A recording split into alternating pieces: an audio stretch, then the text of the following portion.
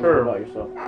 Well, my name is Armen Sarvar, and I am an LA-based filmmaker. I have Armenian roots. I was born in Iran, and my family moved to Los Angeles in early 2000s, and I went to Armenia and lived there for about 5 years.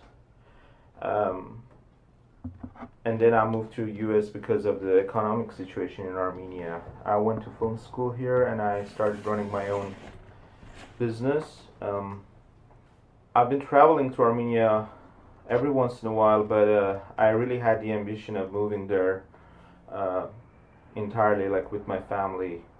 We've been tossing that idea back and forth between me and my wife for a while, but with the war that has just broke out, it's still something that we should like give a serious thought about before making that final decision. That's a huge decision. Yeah. Yeah. So where in Iran were you born? They border Tehran, but they border Armenia.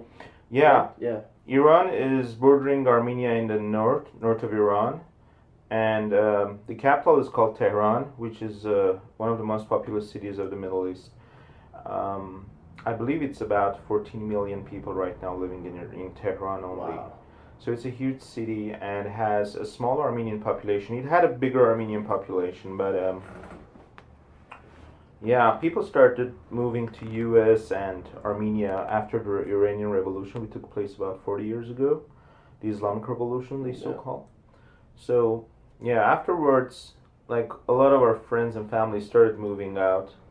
We still believe to keep the community alive, and we've done extensive work of representing the Armenian culture in Iranian communities.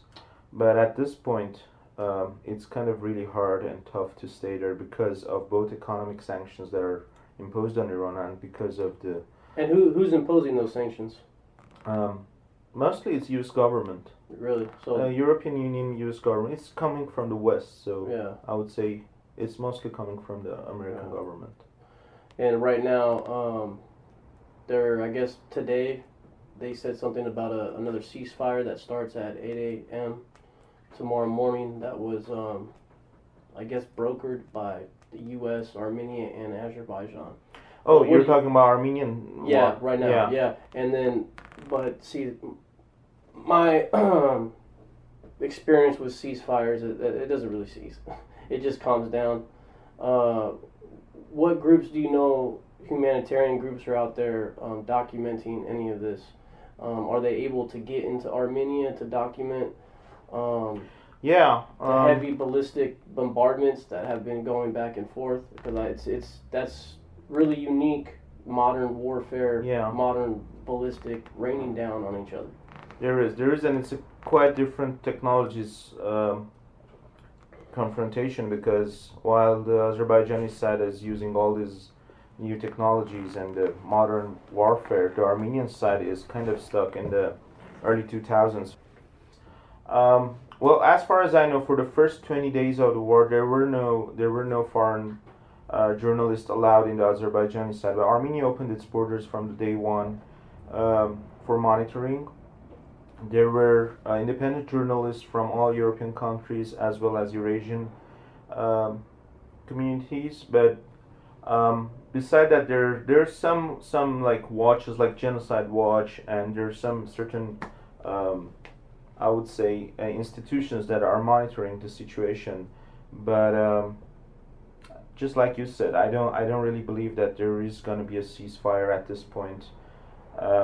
So far, there have been 2 attempts, and they were both broken by the Azeri side very early on, like minutes after the confirmation of the ceasefire. We saw the Azeri side shelling the Armenian civilian areas. So again, the one with the Pompeo that just happened about 2 days ago, I don't really have a lot of hopes. So yeah. So Azerbaijan, there's been a conflict for that city, that area for a long time. Something's different about this one. It seems like Azerbaijan just going hard. What sparked that? Like what sparked this current little scuffle? Because it doesn't seem like it's going to be a scuffle. It looks like this might stick on. Yeah, it might even escalate to a larger. Correct. Area. Yeah. Well,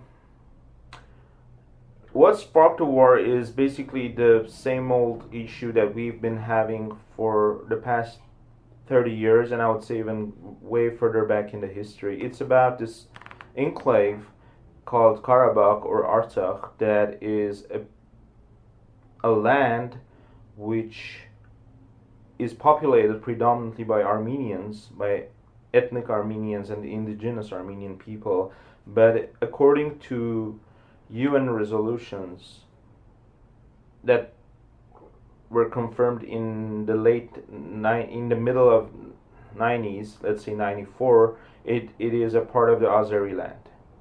So the people of Karabakh or Artsakh, Karabakh is the old name that the Azeri people call it, and they claim that it's a Turkish name, but it is not. It is also an Armenian word, which means Karabakh, which means stone garden.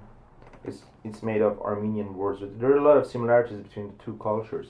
So Karabakh or Artsakh is this area which had its independence in between 1992 and 1994, and the Armenian population voted for independence from Azerbaijan.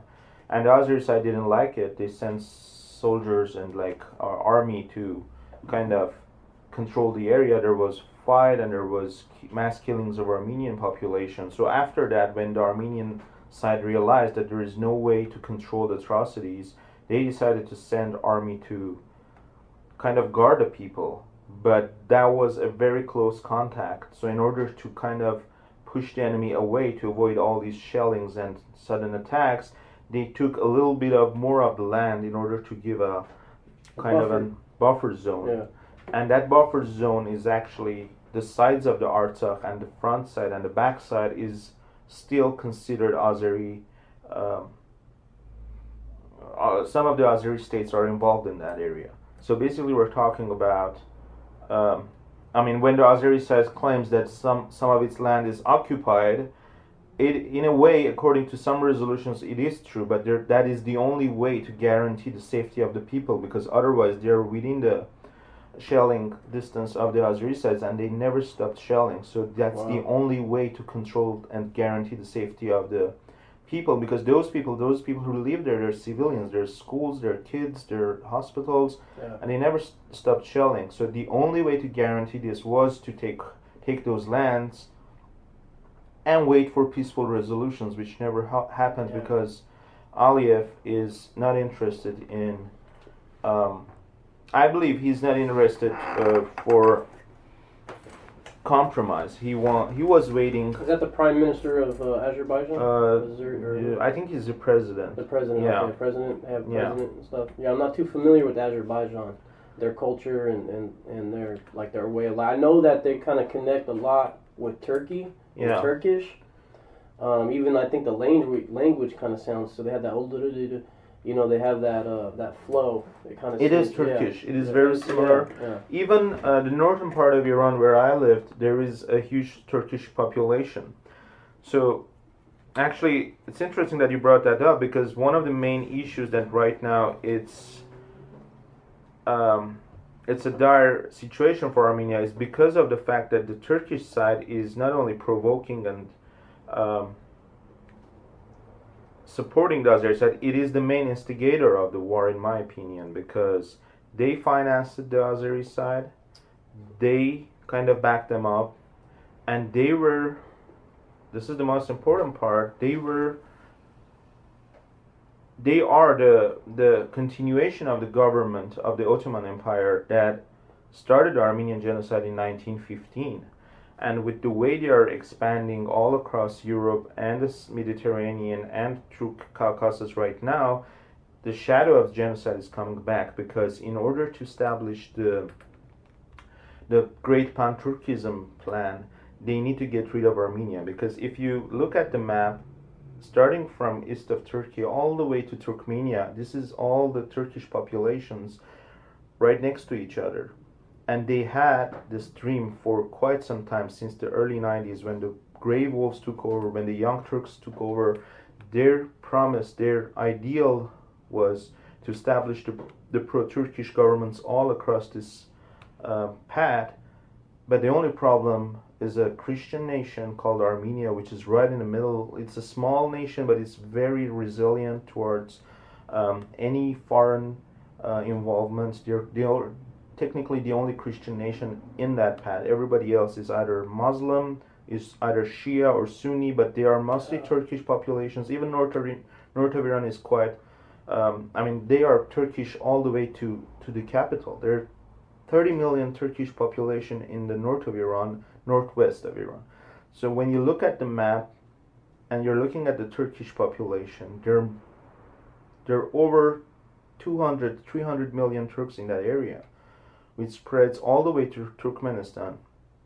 And getting rid of Armenia in that region will establish a huge new empire that you can call it whatever, Turkey or Pan-Turkism basically is going to be established. So it's not according to Aliyev, it's a regional war. They are looking for their land, but in my opinion, it's a greater plan.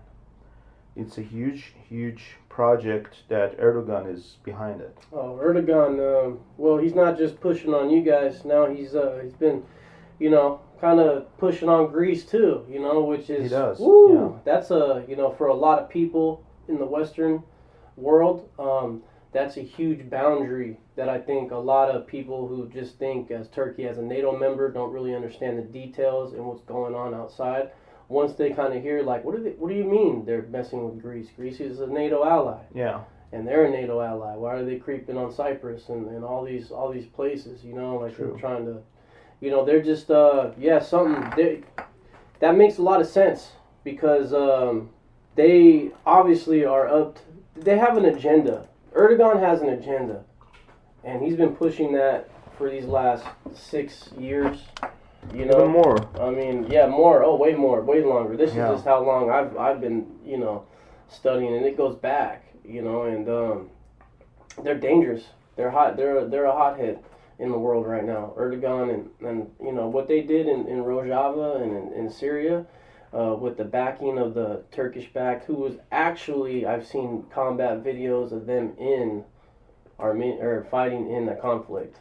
They're pounding Dochka rounds off. Where in the Armenian Conflict, there are fighters Turkey's bringing from the Turkish-backed FSA, TSK. There's many different groups. They're denying that, but are there any resources that proves that? Yeah, there was a video. I'll send it to you. The Arabic that they're speaking, is coming from that region of Syria. My buddy, he's fluent in Arabic, and when we were watching that video, he's like, because that's what the label said. It said that. It said Syrian-backed, or the rebels, the Turkish-backed rebels fighting in Armenia in that conflict. Yeah, I saw several videos that it claims to be Syrian jihadists or different fight groups like Al-Nusra, and the other one that you mentioned was the TSK. Al-Nusra and then Al-Nusra, Al-Qaeda. Yeah, or no, because that's Afghan. No, Al-Qaeda is like so Al-Nusra is the Syrian branch of Al-Qaeda. Mm-hmm. So Al-Qaeda, there comes down different branches and shit, and they, all over the world. But yeah. That's from what my understanding is. But well, we've been following the reports coming closely because that is something that the Armenian side can build a case. I mean, if you wanna. Well, they can already build a case off the execution videos that have been happening from Azerbaijani soldiers executing young Armenian soldiers in the streets. There are beheadings. Wow, really? Are you serious? There are 3 cases of beheading. There are 2 cases of basically shooting at unarmed prisoners of war. There are several other cases of I don't know. It's really gross when you watch those. But the one that I'm talking about is about Turkey's sending jihadists, because in that case, if they're beheading, these are not necessarily beheading the Turkish mercenaries. They might be Azeris beheading, but the issue with sending mercenaries through Turkey is the fact that if you're a NATO member and you abide by the regulations imposed by NATO and you're still sending mercenaries to a war, then you are kind of in contrast with the regulations that all NATO member countries have to abide by. So that is a different case from beheadings. That is that needs to be proved by the Armenian side, so that they can start like developing the next steps towards putting Turkey in a position of answering the question of sending the mercenaries. The Kurds have asked that question to them, why they let Islamic State fighters go on vacation there. Why can they go back and forth on the border? Why do they? I saw with my own eyes in northern Syria, a place called Sarakani. U.S. NATO planes or Predator drones pounded the position, and then about 40 minutes later, you see coming across the Turkish border about 6-7 trucks, and then about 2 hours later, you see them heading back, obviously with wounded, taking in their wounded. I mean, these are NATO allies that have been working with Islamic extremists that have actually fought NATO themselves in the Iraqi war. They are not fans of us. A lot of their backed soldiers are proven ex-al-Nusra and ex-Islamic State fighters. All they did is just shave their beard and get a little training. All those people that have gotten injured on the border of Israel and Syria, the rebels, Israel would take the wounded. So basically from southwestern side. Yeah, but then also Turkish would take the wounded Islamic State fighters from those and give them medical, and then when they'd heal, they'd send them. They say, hey, you're good to fight. Yeah, you're good to fight with us over here. We're creating our own groups. That's when they created those. What's that? Were they getting healed in Israel? I believe so. I believe so a lot. They say that they heal both the regime and they'll give medical. I don't believe that. Israelis giving medical treatment to regime troops or Hezbollah troops. To Assad's troops? Yeah, no, I don't believe that at all. But fuck, I don't know. Who knows? But we highly suspected that when these guys healed, they said, hey, we're training you, NATO, and because these guys that invaded from Turkey into Rojava to make that buffer zone, the training that they had, the equipment that they had, but the way they acted as individuals, like as Islamic extremists, were obvious signs of these are ex-soldiers from groups that have now been rounded up and taken in by Turkey and fought. And then once you figure that out and then you study more, then you learn, these are soldiers that were wounded in Kobani a few years ago. They've been just chilling in Turkey since, and now they're ready to get back into it. Wow. Soldiers, Syrian rebel fighters, on the southwest of Syria and the border of Israel. They might get healed from them and then make their way to Turkey or hop on a flight from Israel to Turkey.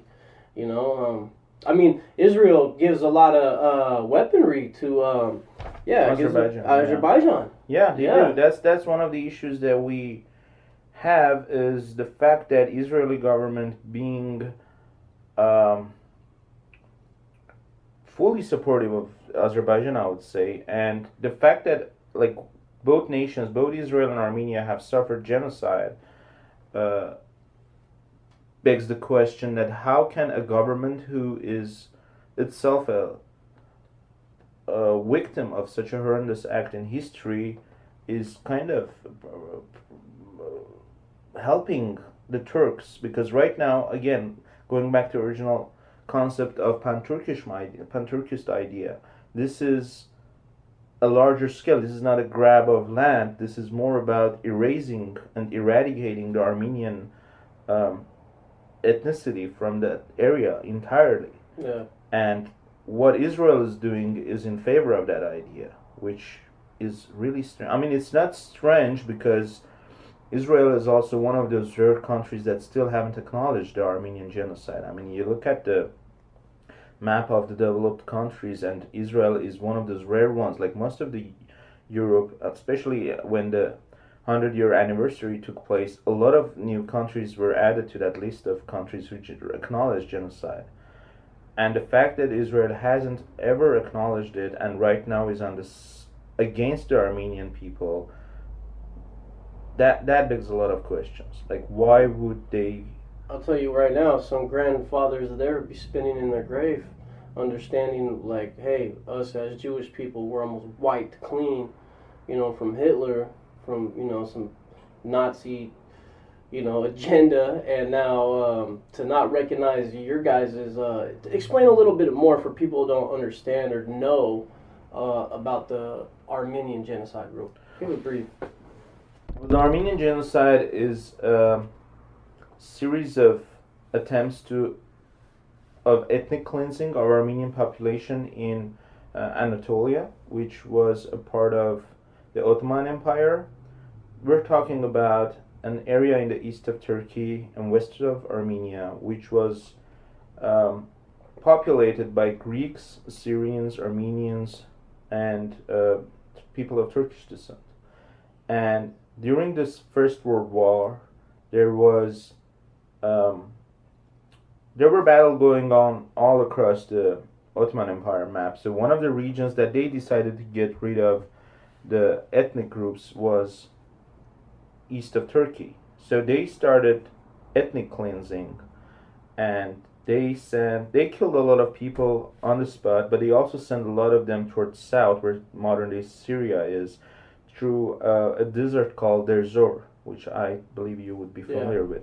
So a lot of these refugees died on their way because it's a desert. I mean, and this is not modern times. There are no technologies. A lot of American and German journalists registered this mass killings of the Armenians. It is believed to be about 1.5 million people perished throughout this process of ethnic cleansing. Wow. And there are so many documents that prove the fact, and like most of the modern countries have acknowledged that. And Ottoman Empire was after the downfall of the Ottoman Empire, the modern day Turkey never acknowledged it. They started changing the truth in their history. They actually removed everything about these facts in their history books. So the Turkish people grow up and go to school and become educated without knowing a word about it. And there is no wonder that a Turkish person, even educated Turkish person, would not know about it, because within the boundaries of their country, there is no word about it.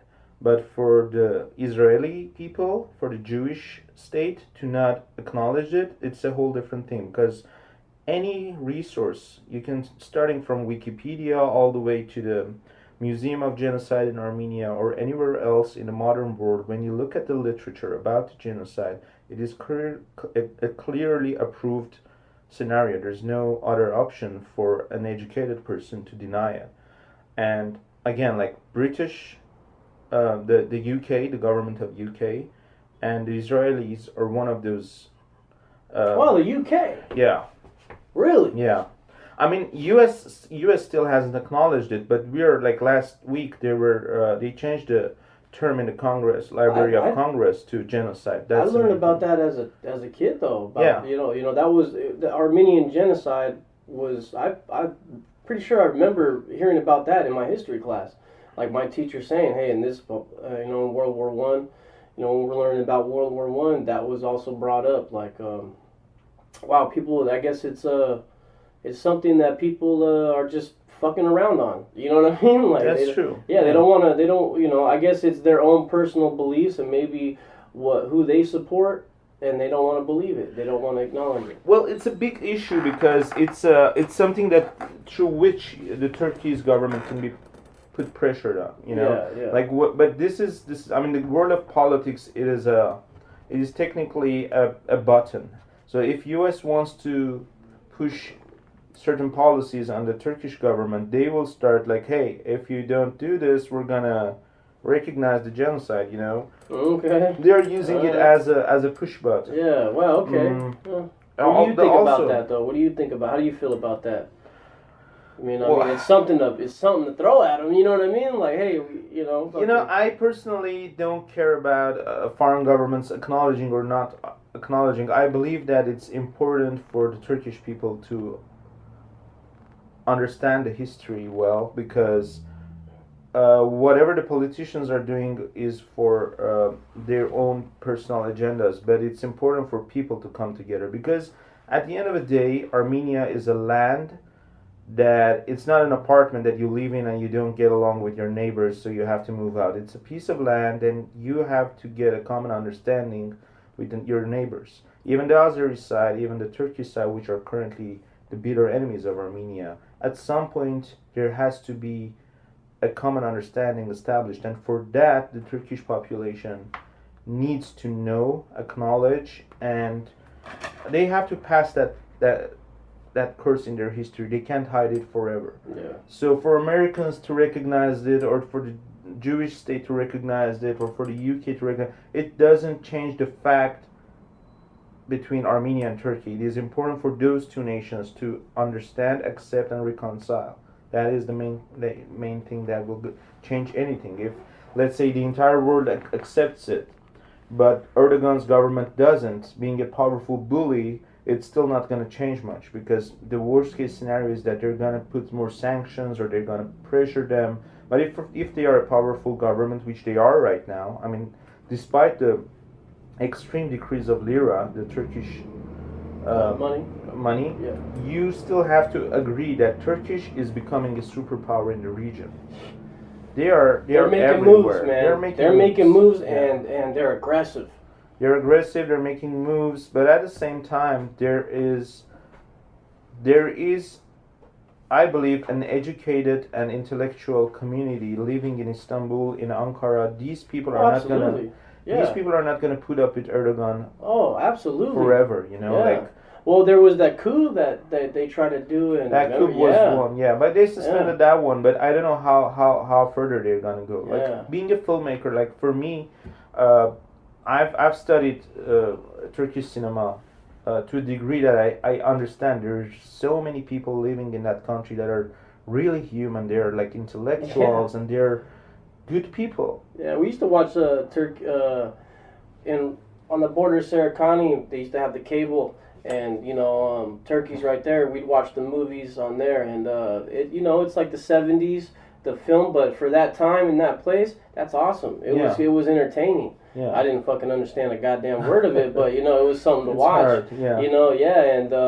But you can the love stories, and the comedy in it, and then some of the action, the shootout with the police with those revolvers, and it's pretty cool, man. And I mean, these are the people that live in that country without understanding of their history. Yeah. And I don't want to taint all of them with the same color that Erdogan is making. No, absolutely not. Yeah. So at the end of the day, even though like American politics pisses me off, but it in my opinion it doesn't make a lot of change. Like they're using it as a way of to change the voting mechanism. Right. Every time, like Obama said when he was about to be like before the election, he promised the Armenian nation that he will recognize, and then he took power and he never recognized it. Same thing with Joe Biden. He's right now saying that if he's elected, he will recognize it. I don't believe they're going to recognize it. No. It really depends on their politics with Turkey. It's not about doing favor to Armenian people or understanding the history. It's about how their relation with Turkey works. If they're at a certain point that they feel that they have to take the last nail on the coffin, then they will go ahead and recognize it as a means of pressuring Turkey, not as a means to establish humanitarian causes. Where the interest and the friendship right now between Erdogan and Trump, the current administration, is hey, you do your thing, I'll do mine. Yeah, I mean, you saw that with how they deal with the Kurds. Yeah, it's very unfortunate. Yeah. Very unfortunate backstabbing and. How do you feel about it when you learn about it? Ah, man, Were you here or were you in Kurdistan? No, I was here. Yeah. But you had a lot of friends down there. Yeah, absolutely. Yeah, I know. How they reacted to this? Oh, it was just like a backstab. You know, it was a backstab. To see people who sacrificed their lives that weren't Kurdish, and or they were, Kurdish, or they're from the Middle East but not Kurdish, and they just wanted to go down for the cause. They died in these cities freeing for a really righteous cause. The fight against Islamic State was really good versus evil. The way these guys did things, the stuff that we came across, it was just it was war. These guys weren't religious people at all. Religious people don't do these to people, to the fellow man. So when the U.S. didn't protect the Kurds and the civilians, it's not even just the Kurdish, the Assyrians, and even the Arabs that are kind of democratic. They don't really like the dictatorship, but they don't really like the Sunnis and the extremism. They just want to live normal.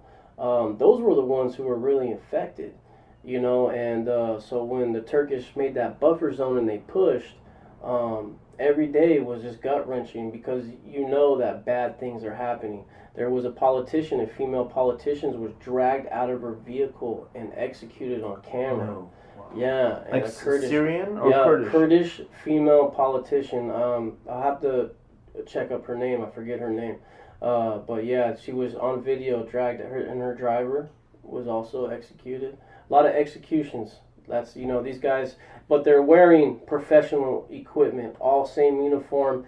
I mean, really nice weaponry. So it's modern, just like but they're you can tell that they're extremists, and so that's what sucks because that we had brought people back to their homes. Now they got to leave again because a supposed NATO member wants a buffer zone, but really just doesn't want Kurdish to have any land.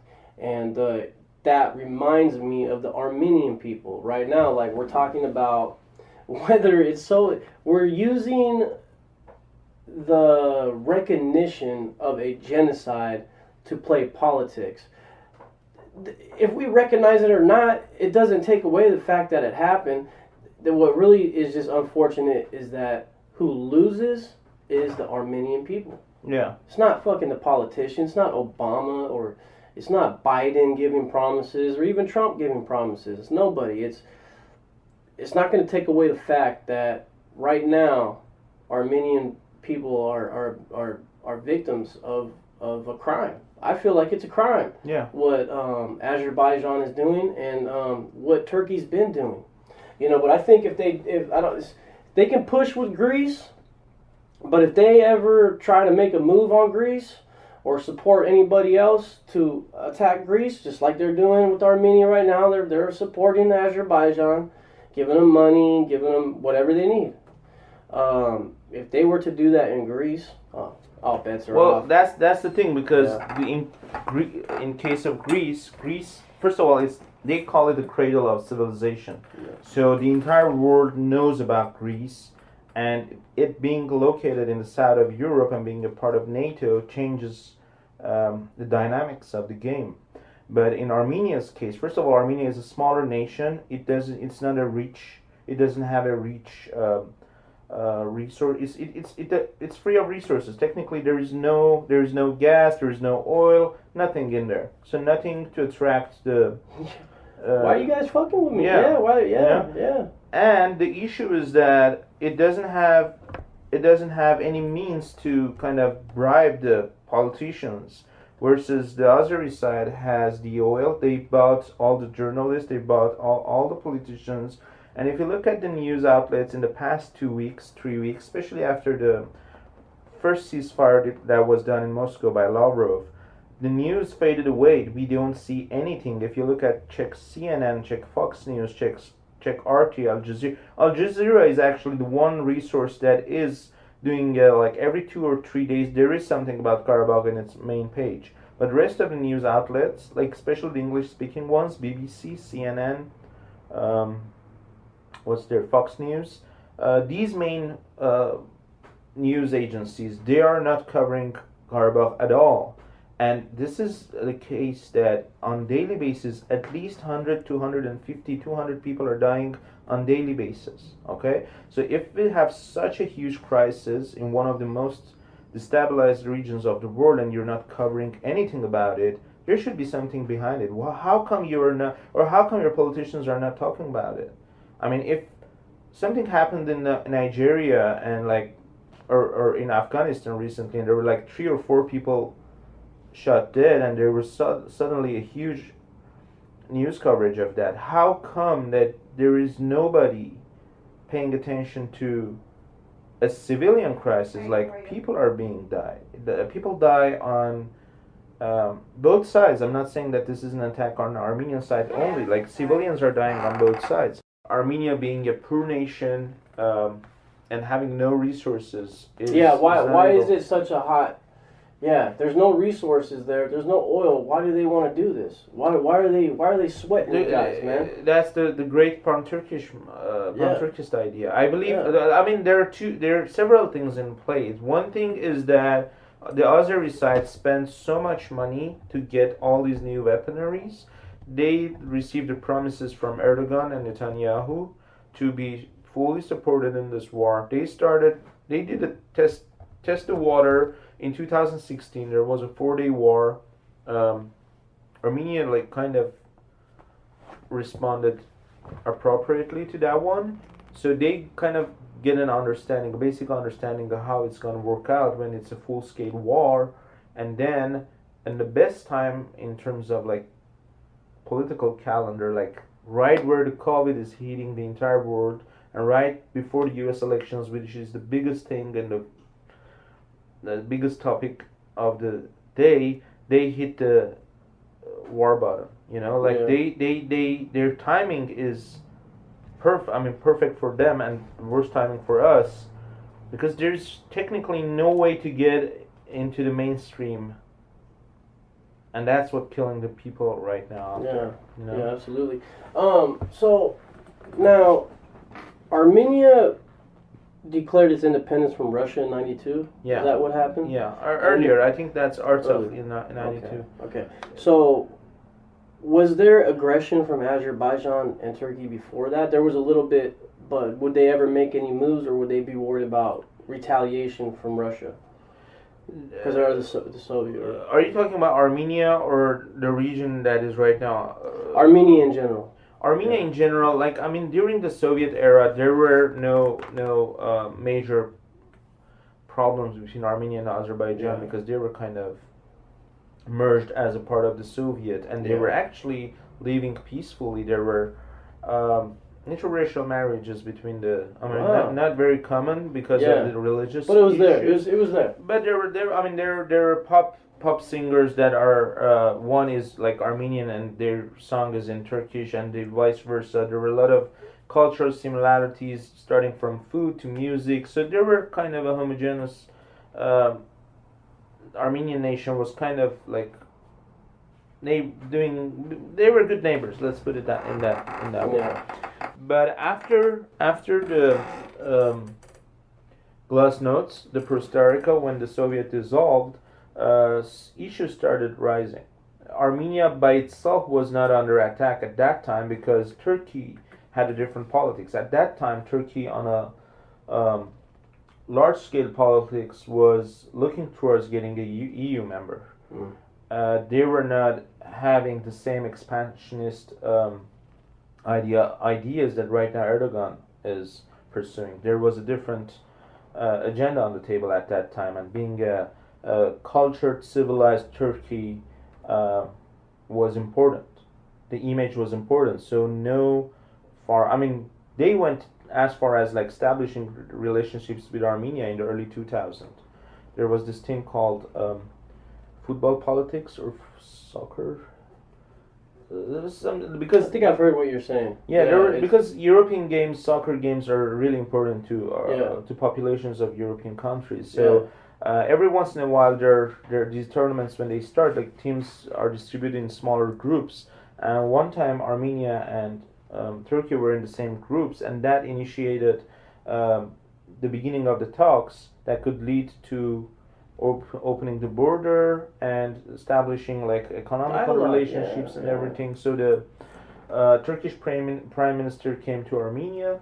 They had some talks, but the Armenian population diaspora was fully against it. So they kind of went ahead to stop that initiation, and that kind of was not a really good thing, because maybe if we had better relations with Turkey and we were like in better terms in those years, we could have seen a different result in present day dynamics of between the two neighbors. So that didn't. So going back to your question, not really. There was no issues with Turkey all the way from the Soviet era. Like there were like, obviously there were, everything was not all good, and there were like cold politics because of the genocide issue, and them not recognizing it has always been an issue, but not a direct war. Like what? Like right now? Until the one that took place in Karabakh, in Artsakh, between 88 to 1994. Okay. When the war broke out, it was because of everything started from the killings, the pogroms of Sumgait. So in late 80s, there, like I said, in the Soviet era, these two countries were neighbors, and there was a lot of good things happening. There was people moved from Azerbaijan to live in Armenia, and Armenians were living in Azerbaijan. And one of the cities close to Baku is called Sumgait. There's another one called Kirovakan, which these Kirovakan. I believe the name is Kirovakan.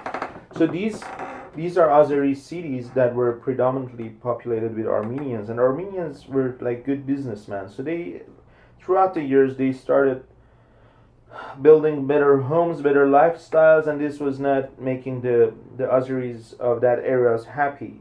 So when two teenagers were killed by Russian soldiers in Karabakh, that instigated the anti-Armenian rhetoric across the Soviet Azerbaijan. And as soon as we're talking about the days that the entire Soviet Union is about to collapse. This is right before the collapse. So the Azeri rhetoric, they took to the streets and started chanting anti-Armenian chants, and then one day they attacked to the residents of the Armenian residents of Sumgait, and they started killing people. They were taking out people from their apartments, children, men, women, and this is happening in 88 to 90s. So they started taking people out of their homes and started killing them, beheading them in the street, and there are photos and videos of that, and that triggered the anti-Azeri movements in Armenia, because at the moment that those things were happening, well, Armenians had a lot of like Azeri neighbors. However, unlike the Azeri side, they just like pushed them out of their country. It's not that they retaliated by killing them. So this whole thing, and at the same time, the movement of independence that took place in Artsakh, this whole thing like started happening, not overnight, but I would say like slowly started escalating to a point that Armenian of Artsakh decided to declare independence, and the Azeri government at this point were already like seeing a collapse of Soviet Union. So Artsakh declared its independence earlier than Azerbaijan. So if we're not going by the rules of Soviet era, it means that all these states, based on their own population, can decide what is there. It's called what's it called? The right to oh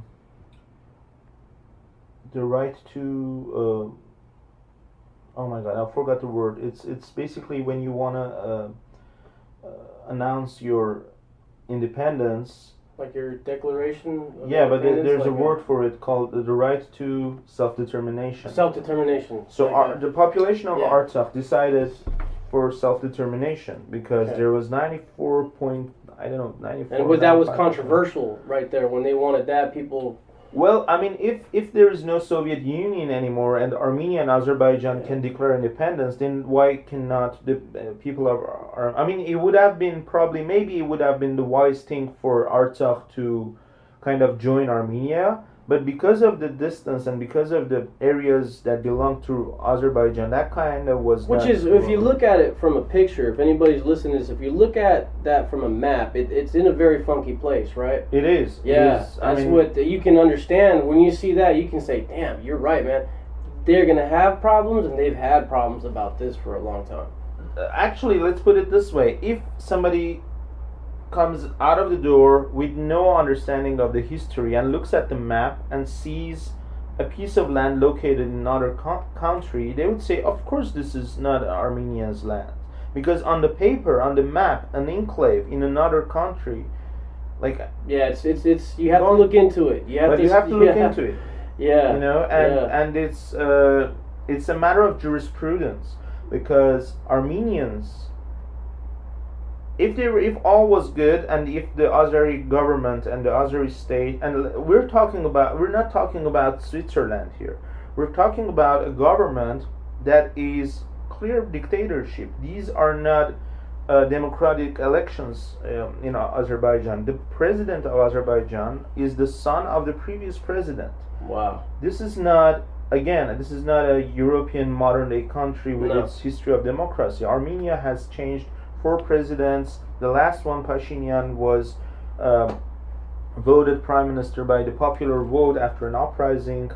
So these are all like basically showing us that there's the confrontation is between a democratic civilized country versus a state that is pushing its own people and the minorities, which triggers the question that would Armenian population of Artsakh be safe if they wanted to practice their own language, if they wanted to have their own schools, if they wanted to practice their own religion.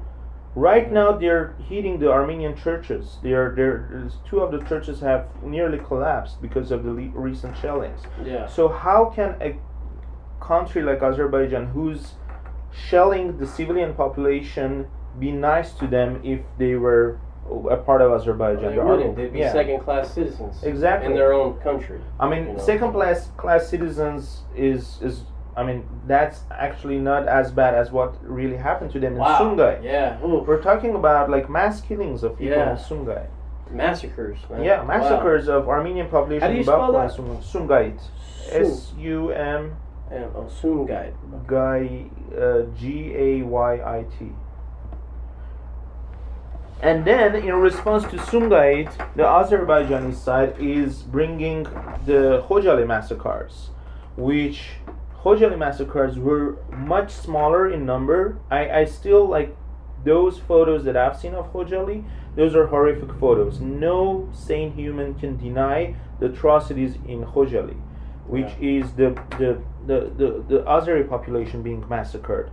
But there are several accounts of that story. Some say the Azeri did it to their own people to use it as an answer to their to use it as an attack. I mean, right now, even when a famous Armenian celebrity wants to bring attention to the issue of Karabakh, Azeri trolls start posting photos of Khojali, which is, again, I'm saying it's very horrendous, but there's no proof who has done it. Like in Sumgait's case, there is proof. There's registered proof by Soviet soldiers and Soviet governors that the Azeri people took these people out of their houses, and they killed them in front of their children.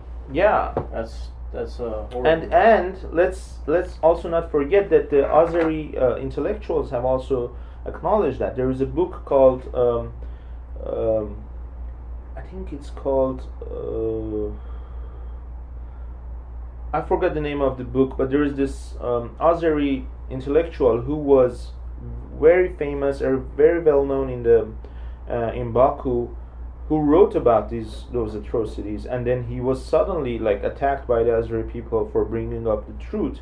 Versus then in the Armenian side, there is no recognition of Khojali atrocities being done by Armenians, because there's so many accounts. There is an account by Azeri politician who says they did it to themselves in order to use it as a way to kind of push Armenian doing the same thing to Azeri population. Wow. But I mean, it's a bloody history out there. Yeah, it's a bloody history out there. So, I mean, if you had a magic wand, we know that's not true, but if you had a magic wand, what would you do with that wand right now? What could you to help compromise both sides to come together? What would you say to them, or what would you use? How would you fix it? Well, if I had that wand, I would probably take back things to a month, like before 27th of September, because right before that there were a lot of room for conversations and a meaningful resolution to this. But at this point, I'm very skeptical about a short-term resolution. I believe that the consequences of what has started is going to escalate and extend into Iran, Russia, and Turkey. It's unfortunately looking like a proxy war, the like of which we saw in Syria. Ukraine is one of the biggest hotspots. Yeah, right on, man. Well, thank you for coming on the Gouda, and I appreciate you meeting with me. And, thank you.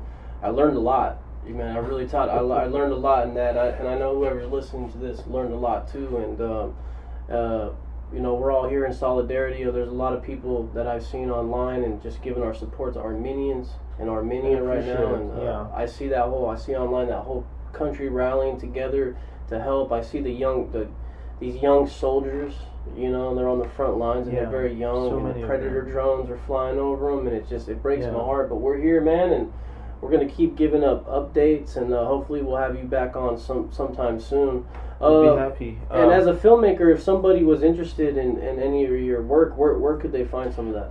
Well, right now, I mean, we're currently in the process of making an awareness video. It's about a 10 minutes video that breaks down the entire crisis. So hopefully we'll post that on our website and social media pages. It's called Armenians of LA. The present crisis is reflected on our social media pages. That 10-minute video will give a good account of everything that is going on right now, but at the same time, if anyone is interested to help the cause, there are several donations going on. The Armenian Fund is one of them. But I believe for your audience, the most important way to help Armenia right now is to spreading the word, because of the media blackout and because of the election and the COVID and everything. The American population has no clue about what's going on right now in there. And the most important part of the story is that Armenia is the gate to civilization. I mean, the Western civilization, the oldest Christian nation right now is under shelling, and people of the West, especially those who have religious beliefs, the Christians, should be concerned about this, because if Armenia falls, if the land of 1,000 churches falls, it is going to be the beginning of the end for the rest of the Christian population in Europe and America. This is going to extend very fast, and it's not going to be good. Awesome. Well, right on, man. We're going to keep